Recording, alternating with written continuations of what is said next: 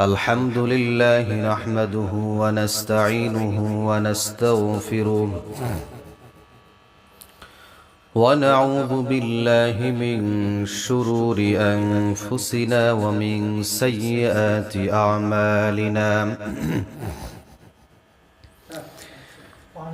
من يهده الله فلا مضل له ومن يضلل فلا هادي له ونشهد أن لا إله إلا الله وحده لا شريك له ونشهد أن سيدنا وحبيبنا ومولانا محمدا عبده ورسوله الذي أرسله بالحق بشيرا ونذيرا وداعيا إلى الله بإذنه وسراجا وقمرا منيرا فقد قال الله تعالى في كلامه المجيد والفرقانه الحميد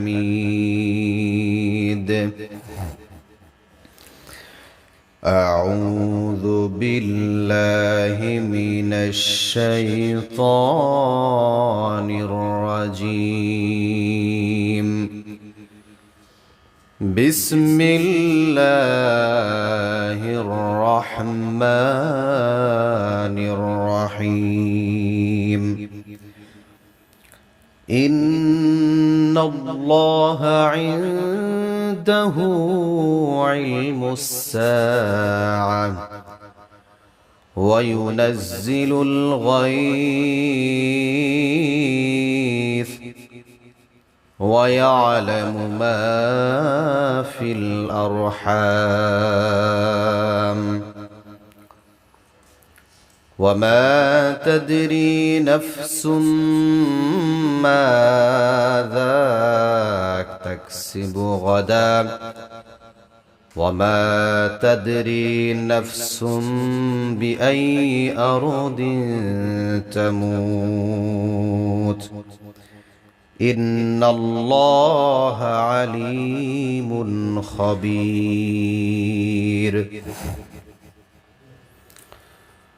وقال رسول الله صلى الله عليه وسلم بعثت أنا والساعة كهاتين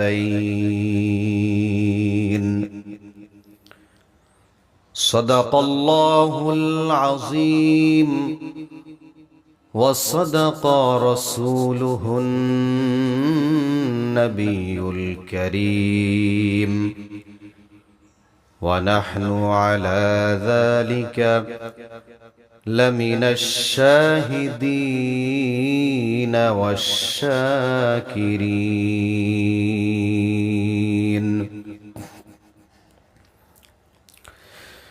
قالوا سبحانك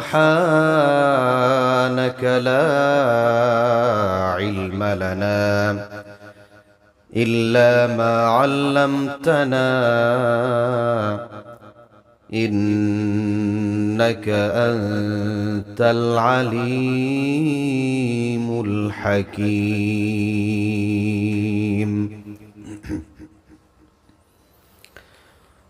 وقال تعالى في شان حبيبه ومحبوبه إن الله وملائكته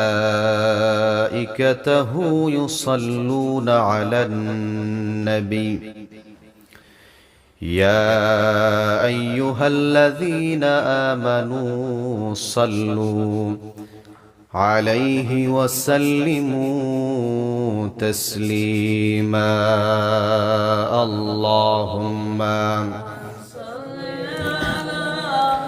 سيدنا مولانا محمد وعلى آل سيدنا شفيعنا محمد اللهم صل على سيدنا مولانا محمد وعلى آل سيدنا شفيعنا محمد بلغ العلا بكماله كشف الدجى بجماله حسنت جميع خصاله صلوا عليه وآله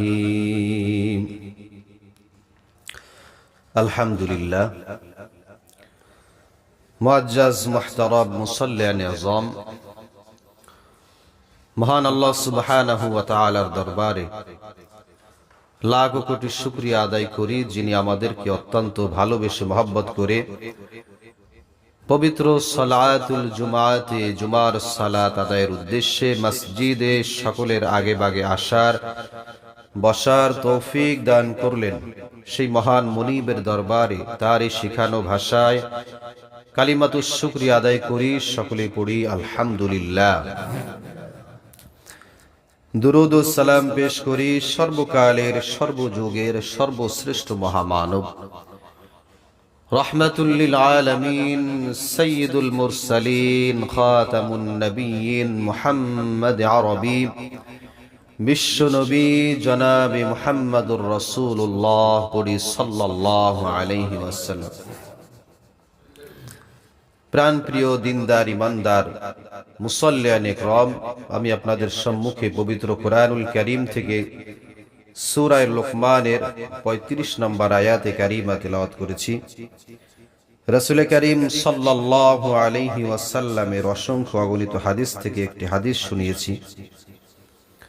এই আয়াত এবং হাদিসের আলোকে নির্দিষ্ট সময়ের ভিতরে আমলের নিয়াত ইখলাসের সাথে ধৈর্য সহকারে আল্লাহ সুবহানাহু ওয়া তাআলা আমাদের তৌফিক দান করলে কিছু আলোচনা করা এবং শোনার চেষ্টা করব। আল্লাহ তাআলা আমাদের এখান থেকে হেদায়েত দান করে নাজাতের ওসিলা হিসাবে কবুল করে নেবেন, সকলে পড়ি আমিন। প্রাণপ্রিয় মুসল্লিয়ান ইকরাম, আমরা এই দুনিয়াতে এসেছি আল্লাহ সুবহানাহু ওয়া তাআলার ইচ্ছায়। এই দুনিয়া থেকে বিদায় নিয়ে চলে যেতেও হবে তার ইচ্ছায়। আমাদের ইচ্ছায় আমরা এই দুনিয়াতে আসি নাই। যেমনটা আল্লাহ সুবহানাহু ওয়া তাআলার যদি ইচ্ছা না থাকতো আমরা কখনোই পৃথিবীতে আসতে পারতাম না। করুণা একমাত্র কেবলমাত্র কার? আল্লাহ সুবহানাহু ওয়া তাআলা। আল্লাহ তাআলা ইচ্ছা পোষণ করেছেন, এই জন্য আমরা আসতে পেরেছি। তিনি যখন আবার ইচ্ছা পোষণ করবেন যে না, আমি এই পৃথিবী রাখবো না, আমি এই দুনিয়ার মানুষ আর রাখতে চাই না, তখন আমাদেরকে আবার চলে যেতে হবে। আল্লাহ তাআলা মানব জাতির যে ধারাবাহিকতা আমরা একটু লক্ষ্য করলে দেখতে পাই যে একদল মানুষ দুনিয়াতে আসতেছে আর একদল মানুষ চলে যাচ্ছে। একটা সিকোয়েন্স 100 বছর 200 বছর 500 বছরের একটা ধারা যদি আমরা কল্পনা করি যে একদল মানুষ পৃথিবীতে আসতেছে, তাদের একদল বিদায় নিয়ে চলে যাচ্ছে, আর একটা প্রজন্ম আর একটা ধারার মানুষ এখানে আসতেছে। যেমনটা সমুদ্রের ঢেউয়ের সাথে আমরা তুলনা করতে পারি। সমুদ্রের ঢেউ কিনারা এসে স্তব্ধ হয়ে যায়, শেষ হয়ে যায়। মানুষের জীবনটা ঠিক তেমনি, শুরু হয়ে গেছে আবার একটা সময় শেষ হয়ে যাবে। এই ধারাটা চলমান আছে, একটা সময় এই ধারাটা থাকবে না। আমরা যে এখন বসবাস করতেছি, আমরা এখন যে দুনিয়ায় বসবাস করতেছি, আমরা কেউ 500 বছর আগের কোনো মানুষের সঙ্গে বসবাস করতেছি না। আমরা এখন যেই সমাজে দুনিয়াতে বসবাস করতেছি, একটু গভীর ভিতর থেকে যদি আমরা কল্পনা করি, আমরা যাদের সাথে বসবাস করতেছি তারা আমার এই প্রজন্মেরই মানুষ। 100 বছরের ভিতরই বলতে গেলে 100-র আগের মানুষ খুব কম, রেয়ার, একেবারে খুঁজে পাওয়া যাবে না বললেই চলে। আমি যদি জিজ্ঞেস করি যে আপনার দাদার নাম কি, তাহলে হয়তো আপনি বলতে পারবেন। দাদার নাম কি, এটাও অনেকে বলতে পারবে, কিন্তু যদি জিজ্ঞেস করা হয় তার দাদার নাম কি, কয়জন বলতে পারবে? একজনও সম্ভব না। তো আমরা যে এখন বসবাস করতেছি যেই জেনারেশন, এখানে 500 বছর আগের কোন মানুষ কিন্তু নাই, 200 বছর আগেরও মানুষ নাই, বলতে গেলে সবই 100 বছরের ভিতর। এই মানব জীবনের যে ধারা এই যে চলতেছে, এটা কিন্তু এভাবে চলতে চলতে একটা সময় স্তব্ধ হয়ে যাবে, একটা সময় থেমে যাবে। চলতে চলতে আল্লাহ তাআলা ইচ্ছা পোষণ করবেন যে আমি এই পৃথিবী আর রাখবো না, এই পৃথিবী আমি ধ্বংস করে দেব। তখনই আল্লাহ তাআলা ধ্বংস করার পর যে স্তরটা তৈরি হবে সেটাই হলো কিয়ামতের ময়দান। সুবহানাল্লাহ। আল্লাহ সুবহানাহু ওয়া তাআলা বলেন, ওয়াত্তাকু ইয়াওমান তুরজাউনা ফীহি ইলাল্লাহ। ওই দিনের কথাই তোমরা স্মরণ করো যেই দিন আমার সামনে তোমাদেরকে উপস্থিত হতে হবে। ওয়াত্তাকু ইয়াওমান তুরজাউনা ফীহি ইলাল্লাহ, কি নিয়ে আমার সামনে দাঁড়াবা? সেই কিয়ামতের ময়দানে তোমাদের কি কাজে আসবে, কি নিয়ে আমার সামনে তোমরা উপস্থিত হবা? তোমাদের এই মানব জাতির ধারা আমি যখন স্তব্ধ করে দিব, কিয়ামত হয়ে যাবে, আমার সামনে তোমাদেরকে দাঁড়াতে হবে, কি নিয়ে দাঁড়াবা? ওয়াত্তাকু ইয়াওমান তুরজাউনা ফীহি ইলাল্লাহ, ওই দিনের কথা তোমরা স্মরণ করো, সেই দিনটা হলো কিয়ামতের দিন। কিয়ামত কি জিনিস? পালা বদলের মহাপ্রলয়কে কিয়ামত বলে।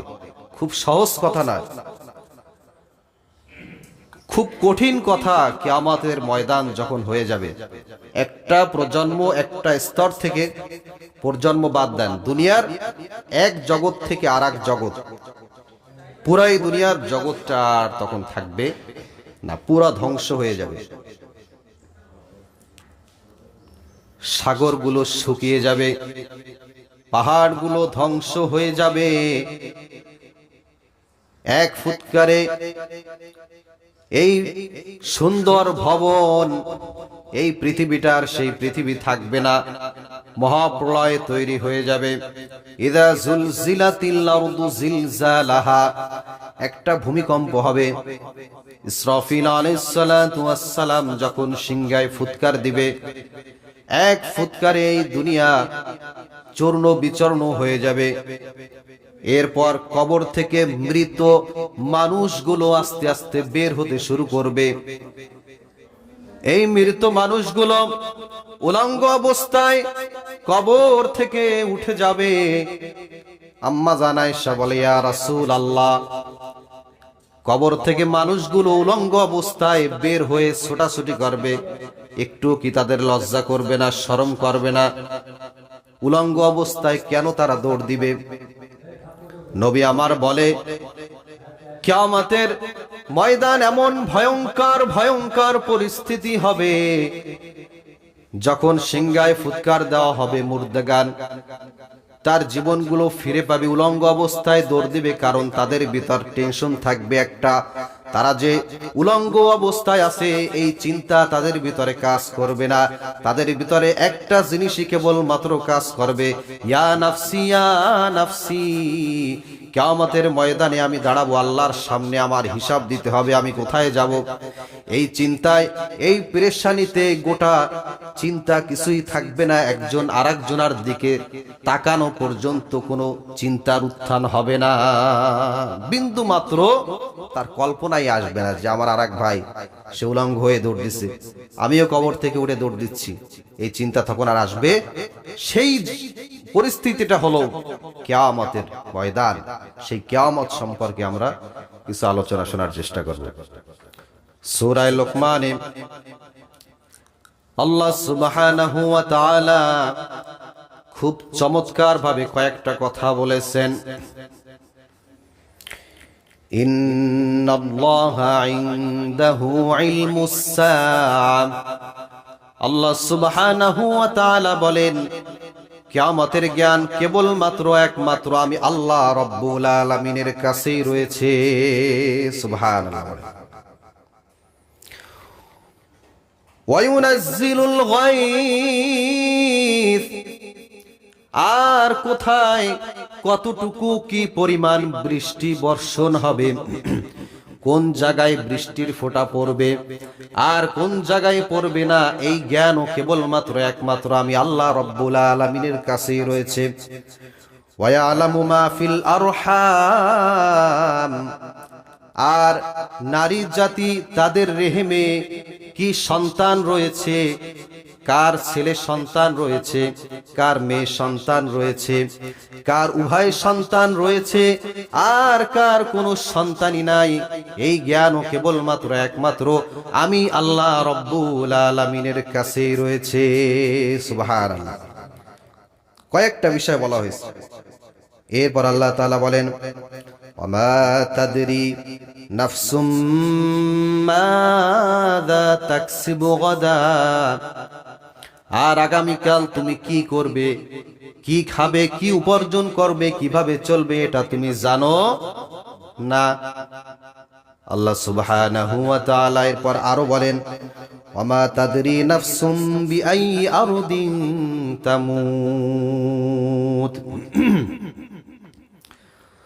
তোমার কখন কোন জায়গায় কিভাবে মৃত্যু হয়ে যাবে এটাও তোমার জ্ঞানে নাই। ইন্নাল্লাহা আলিমুন খাবীর, এই প্রত্যেকটা গায়েবের জ্ঞান কেবলমাত্র একমাত্র আমি আল্লাহ রাব্বুল আলামিনের কাছেই রয়েছে। সুবহানাল্লাহ। এই যে চারটা পাঁচটা বিষয় বলা হলো, প্রত্যেকটা কিসের জ্ঞান? গায়েবের জ্ঞান। এই গায়েবের জ্ঞান কেবলমাত্র একমাত্র কার কাছে? আল্লাহ সুবহানাহু ওয়া তাআলার কাছেই রয়েছে। তবে এখানে একটা মোস্ট ইম্পর্টেন্ট একটা কথা আছে, সেটা হলো আমরা প্রায় বলে থাকি যে নবী গায়েব জানেন কিনা, নবী গায়েব জানেন কিনা এর একটা প্রশ্ন আমাদের অনেকের মাথার ভিতর ঘুরপাক খায়। তো এই ব্যাপারটা একটু পরিষ্কার করার চেষ্টা করব। প্রথম কথা হলো একমাত্র কেবলমাত্র পরিপূর্ণ গায়েবের ক্ষমতা জ্ঞান কেবলমাত্র একমাত্র কার কাছে? আল্লাহ সুবহানাহু ওয়া তাআলার কাছে। এবং এখন আমি যদি বলি যে নবী গায়েব জানেই না, তাহলেও সমস্যা আছে। তাহলে কোথায় যাবেন? নবী আপনার আমার মতো মানুষ না। নবীজি যতটুকু জানেন, কিছু গায়েব আল্লাহ সুবহানাহু ওয়া তাআলা নবীজিকে জানিয়েছেন, এটা অস্বীকার করার কোনো সুযোগ নাই। তো যতটুকু আল্লাহ সুবহানাহু ওয়া তাআলা জানিয়েছেন অতটুকু নবী গায়েব জানেন, এটা মেনে নিতে হবে। কিন্তু পরিপূর্ণ গায়েবের জ্ঞান কার কাছে? আল্লাহ সুবহানাহু ওয়া তাআলার কাছে। এখন এই যে পেজগি লাগায়, কেন লাগায়? অনেকে গায়েব কি এটাই জানে না। গায়েব জিনিস, গায়েব বলতে আমরা কি বুঝি? এক কথায় অনেকে বলে দিই আমরা যে যা দেখা যায় না, অদৃশ্য জিনিস, সেটাই হলো গায়েব। ঠিক কিনা বলেন? আমরা এই কথা বলি না? আসলে কিন্তু পরিপূর্ণ 100% কথা হয় না যে অদৃশ্য বিষয় গায়েব। গায়েব হলো সেই বিষয় যেটা পঞ্চ ইন্দ্রিয় দ্বারা উপলব্ধি করা যায় না, সেটাই হলো গায়েব। এখন যা দেখা যায় না ওইটা যদি গায়েব বলি, তাহলে আমার মসজিদের ওই সামনে কি আছে আমি এখন দেখতে পাচ্ছি না, এটা কি গায়েব? গায়েব না। পঞ্চ ইন্দ্রিয় বলতে নাক, চোখ, মুখ, কান, জিহ্বা, ত্বক, এই প্রত্যেকটা জিনিস দ্বারা আপনি উপলব্ধি করতে পারবেন না। একটা কানা মানুষের গায়ে যদি সূর্যের আলো পড়ে, তো সে কি বলবে যে এটা সূর্যের আলো না? সে বুঝতে পারবে না। সে বলে দিতে পারবে যে এটা কিন্তু সূর্যের আলো আমার গায়ে পড়েছে। একটা অন্ধ মানুষ বা খুব নাজুকে একটা ব্যক্তি যে কিছুই বোঝে না, তাকে যদি আপনি টক দিয়ে বলেন যে ভাই তোমার মিষ্টি দিলাম, তুমি খাও, সে কি বুঝবে কি বুঝবে না? অবশ্যই বুঝবে। এটা কিসের জ্ঞান? পঞ্চ ইন্দ্রিয় যে জ্ঞান, এই পঞ্চ ইন্দ্রিয় পাঁচটা যে জ্ঞান, এই জ্ঞান বাদ দিয়ে যদি আমরা হিসাব করি, পাঁচটা জ্ঞান যদি আমরা ধরি, প্রত্যেকটা জ্ঞানের সমষ্টি হলো গায়েবের জ্ঞান। কিসের জ্ঞান? গায়েবের জ্ঞান। তো নবী আলাইহিস সালাতু ওয়াস সালাম গায়েব জানতেন। এর অসংখ্য নজির আছে আমাদের কাছে। কবর গায়েব, গায়েব কিনা? আমার ঘরের পাশে কবর আছে, কবরের ভিতর কি আছে আমি জানি না, কিন্তু নবীজি জানতেন কবরের ভিতর কি হচ্ছে। নবীর কাছে কবর গায়েব ছিল না। অনেক সংবাদ আছে যেটা আমরা জানি না, উপলব্ধি করতে পারতেছি না, কিন্তু নবী সেটা জেনে গিয়েছেন। কে জানাইছেন? আল্লাহ সুবহানাহু ওয়া তাআলা জানিয়েছেন। নবী আলাইহিস সালাতু ওয়াস সালাম হযরত আবু হুরায়রা রাদিয়াল্লাহু তাআলা তাকে ডাক দিয়ে বলেন, আবু হুরায়রা, তোমার কাছে বাইতুল মালের কিছু সম্পদ তোমার কাছে জমা রাখলাম, তুমি এটা পাহারা দিবে। আবু হুরায়রা বলে, ইয়া রাসূলুল্লাহ, কোনো টেনশন করবেন না, আমি খুব সুন্দরভাবে হেফাজতে পাহারা দেব। হযরত আবু হুরায়রা চলে গেলেন বাড়িতে। গভীর রজনীতে একটা চোর ঘরের ভিতরে আসলো। ভালো করে খেয়াল করেন, নবী কিভাবে গায়েব জানে, কে জানিয়ে দেয় কখন কিভাবে, আমাদের মাথার ভিতরে আসে না। এই গভীর রজনীতে একটা চোর আসলো, ফাতানি আত, হাদিসের ভাষায় ঘরের ভিতরে ঢুকলো। এরপরে কি করলো? ফাজালা ইয়াহতু মিনাত তাআম, ঘরের ভিতরে ঢুকে আবু হুরায়রা যে বাইতুল মাল সম্পদ পাহারা দিচ্ছিল, ঘরের ভিতরে রেখেছে, সেই সম্পদগুলো চোর আস্তে আস্তে তার অঞ্জলির ভিতরে, থলির ভিতরে আস্তে আস্তে ঢুকাইতেছে। তখন আবু হুরায়রা গভীর রজনীতে ঘুম ভেঙে যায়, চোরটাকে হঠাৎ করে ধরে ফেলে। বলে, কই যাও সম্পদ নিয়ে? কয়, ভাই, আমার বাড়ির স্ত্রী, পরিজন, সন্তান খুবই অসুস্থ আছে, এই জন্য পেটের দোষে চুরি করতে বের হয়েছি। আবু হুরায়রার মনে দয়া আসলো, চোরটারে ছেড়ে দিল। আবু হুরায়রা মসজিদে নববীতে সালাত আদায় করার জন্য ফজরের সময় যেই না গেল, আল্লাহর নবী সাল্লাল্লাহু আলাইহি ওয়াসাল্লাম বলেন, আবু হুরায়রা, চোরটাকে তো ছেড়ে দিলা। সুবহানাল্লাহ কবেন না? জানলো কিভাবে? কে জানিয়েছে? আল্লাহ সুবহানাহু ওয়া তাআলা গায়েবী ভাবে নবী আলাইহিস সালাতু ওয়াস সালামকে জানিয়ে দিয়েছে। নবী আলাইহিস সালাতু ওয়াস সালাম আবু হুরায়রাকে ডাক দিয়ে বলে, আবু হুরায়রা, চোরটাকে তো ছেড়ে দিলা, এই চোর কিন্তু কালকে আবার আসবে, সাবধান থাকো। আবু হুরায়রা তিনি মনে মনে চিন্তা করলেন, নবী যখন বলছে চোর আবার আসবে, তার মানে চোর আবার আসবেই আসবে। আবু হুরায়রা বাড়ির ভিতরে চলে গেলেন, সম্পদগুলো রেখে একটু রেস্ট নিলেন, তন্দ্রাচ্ছন্ন হলেন। কিছুক্ষণ পরে চোরটা আবার ঠিকই আসলো।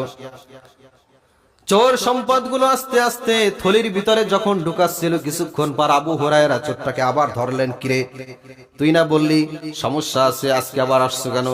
চোরটা আরো অনুনয় বিনিময় করে, কান্নাকাটি করে আবু হুরায়রাকে কন্ট্রোল করে ফেললো যে আমার স্ত্রী, পরিবার, পরিজন খুবই অসুস্থ আছে, আজকের মতো আমার ছেড়ে দাও, আর কখনোই চুরি করতে আমি আসবো না।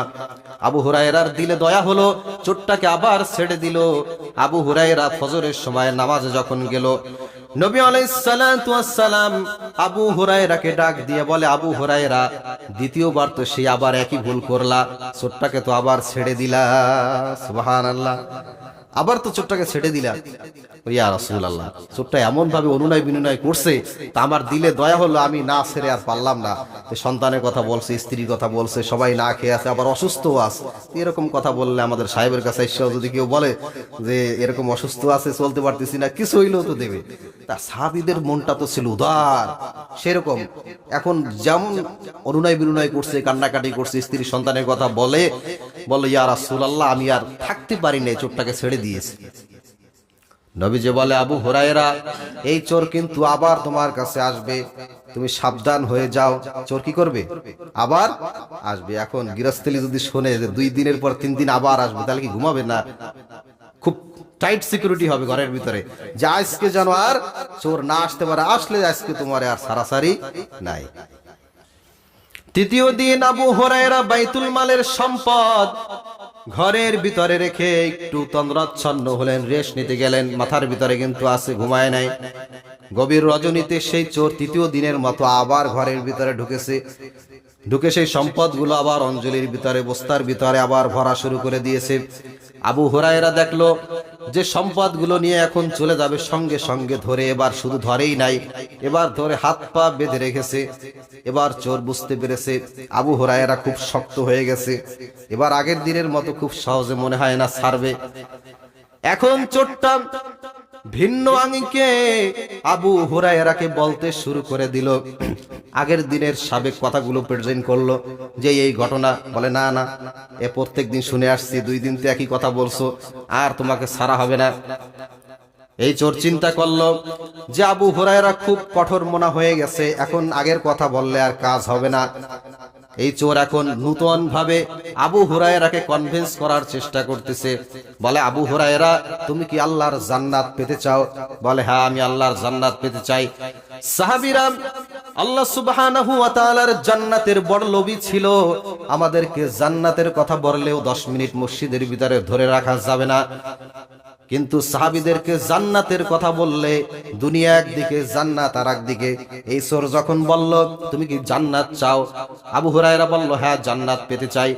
বলে, তাহলে আমি তোমাকে একটা আমলের কথা বলতে পারি, তুমি জান্নাত পেয়ে যাবা, বিনিময়ে আমাকে কিন্তু ছেড়ে দিতে হবে। বলে, হ্যাঁ, ছেড়ে দিব, বলো। এই চোর বলে, আবু হুরায়রা, আমি তোমাকে একটা আমলের কথা বলি, যে আমলটা তুমি যদি করতে পারো, তুমি মৃত্যুবরণ করতে দেরি, তোমার জান্নাতে যাইতে দেরি হবে না। সেটা হলো, মান ক্বারা আয়াতুল কুরসি দুবরা কুল্লা সালাতিন মাকতুবা লাম ইয়ামনাউ মিন দুখুলিল জান্নাতি ইল্লাল মাউত। তুমি যদি প্রত্যেক সালাতের পরে, প্রত্যেক দিন যদি আয়াতুল কুরসি তেলাওয়াত করো নামাজের পরে, তাহলে তোমার মৃত্যুবরণ করতে দেরি, জান্নাতের ভিতরে যাইতে তোমার দেরি হবে না। সুবহানাল্লাহ। এই ঘটনার পরে আবু হুরায়রা তারে বলল, যা বেটা, তুই যে আমার তাকবীর দেছো, আমি তো জান্নাতের ভিতরে চলে যাব, যাও, তোমার আজকের মতো ছেড়ে দিলাম। এই চোরকে ছেড়ে দিল। নবী আলাইহিস সালাতু ওয়াস সালামের দরবারে চলে গেল, ইয়া রাসূলুল্লাহ, ঘটনা তো আজকে ভিন্ন ঘটনা ঘটেছে। চোর ঠিকই এসেছে, ধরেছিলাম, কিন্তু চোর আমাকে এমন একটা নসিহত করেছে, আমার দিলে দয়া হয়েছে, আমার ঘটনাটা ঘটে, আমার এই আমলটা শুনে সত্য মনে হয়েছে, ইয়া রাসূলুল্লাহ, এই জন্য আমি চোরটাকে ছেড়ে দিয়েছি।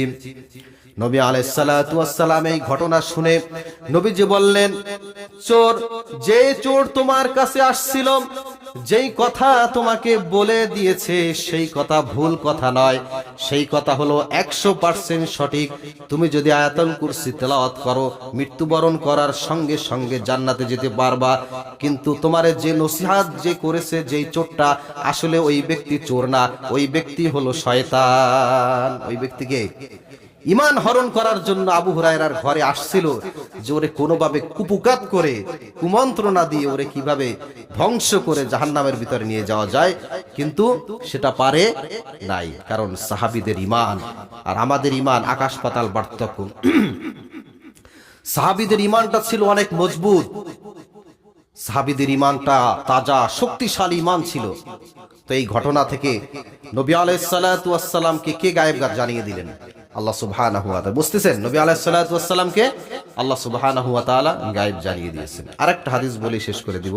নবী আলাইহিস সালাতু ওয়াস সালাম একদিন 2 জন সাহাবী সাথে নিয়ে পাশ দিয়ে যাচ্ছিলেন, যেমনটা মনে করেন যে আমরা এই কবরস্থানের পাশ দিয়ে যাচ্ছি, 2 জন সাথে নিয়ে যাচ্ছি। নবী আলাইহিস সালাতু ওয়াস সালাম, হাদিসের ভিতরে আসছে, মাররা রাসূলুল্লাহ সাল্লাল্লাহু আলাইহি ওয়াসাল্লাম আলাল কবরাইন, নবীজি যখন কবরের পাশ দিয়ে যাচ্ছিলেন, ইন্নাহুমা লা ইউআযাবান, তখন দেখতেছিলেন 2টা কবরের ভিতরে আযাব হচ্ছিল। আশেপাশের সাহাবীরা তারা টের পায় নাই, নবীজি বুঝে ফেলেছে 2টা কবরের ভিতরে আযাব হচ্ছে। ওয়ামা ইউআযাবানি ফি কাবীরা, বড় কোনো কারণে এই কবরগুলোর ভিতরে আযাব হচ্ছিল না। তাহলে কিসের কারণে আযাব হচ্ছে? খুবই ছোট 2টা কারণে আযাব হচ্ছিল। নবী আমার কবরের ভিতরে আযাব হচ্ছে সেটা টের পেয়ে গিয়েছেন। কি কারণে আযাব হচ্ছে? আম্মা আহাদুহুমা ফাকানা লা ইস্তাতিরু মিনাল বাউল, 1 নম্বরে কাজ হলো, যেই ব্যক্তি কবরের ভিতরে আযাব হচ্ছিল, ওই ব্যক্তি পরিষ্কার পরিচ্ছন্ন থাকতো না, প্রস্রাবের ছিটা থেকে নিজেকে পবিত্র রাখতো না। আমাদের সমাজে আছে না নাই? প্রস্রাবের ছিটা আমরা প্রস্রাব করার পরে এরপর যে ঢিলা কুলুপ টিস্যু ব্যবহার করতে হয়, পুরুষদের জন্য টিস্যু ব্যবহার করা এটা অনেকটা বাধ্যতামূলক। নারীর ভিতরে অনেক প্যাচ রয়েছে, পুরুষদের জন্য টিস্যু যদি ব্যবহার না করা হয় তাহলে প্রস্রাব পরিপূর্ণভাবে ক্লিয়ার হয় না, অপবিত্র থেকে যায়। তো আমাদের ভিতর অনেক আদনা মুসল্লি আছে, টিস্যু ব্যবহার করে না, পানি ও নামকা অস্তি নিয়ে দেয় দৌড়, আছে না নাই? অনেক মুসল্লি এরকম আছে, পরিষ্কার পরিচ্ছন্ন পবিত্রতা থাকে না, বিশেষ করে প্রস্রাবের ফোঁটা থেকে নিজেকে পবিত্র রাখে না।